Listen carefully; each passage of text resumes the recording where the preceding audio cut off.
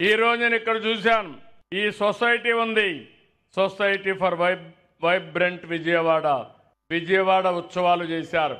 నేను ఈ రోజు మీ అందరికీ విజ్ఞప్తి చేస్తున్నా, ఒకప్పుడు దసరా ఉత్సవాలంటే కలకత్తా, దసరా ఉత్సవాలంటే మైసూర్, ఈ రోజు దసరా ఉత్సవాలంటే కలకత్తా మైసూరే కాకుండా విజయవాడ కూడా.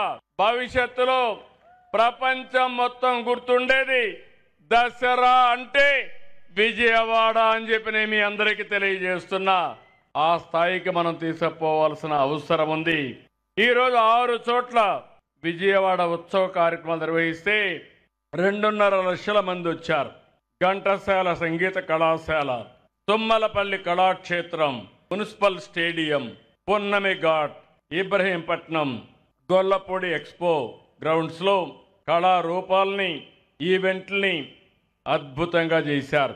ఇన్ని ఈవెంట్లు ఇంత బాగా చేయడం అనేది అసాధారణం. కానీ ఇక్కడ చూస్తే 280 ఈవెంట్లు జరిగాయి. చరిత్రలో ఎక్కడ కూడా ఇన్ని కార్యక్రమాలు చేయడం ఇదే మొట్టమొదటిసారి.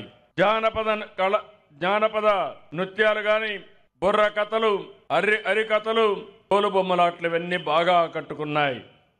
ఇంకో పక్క ఈరోజు సినిమా ఈవెంట్స్ కూడా కండక్ట్ చేసి పెద్ద ఎత్తున ముందుకెళ్లారు.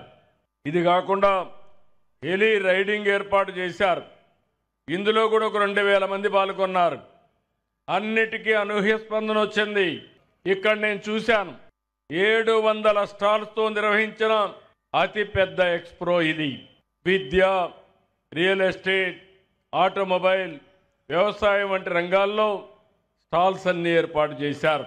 ఇంకో పక్క ఇప్పుడే నేను చూశాను, రోబోటిక్ కిచెన్ లాంచ్ చేశారు.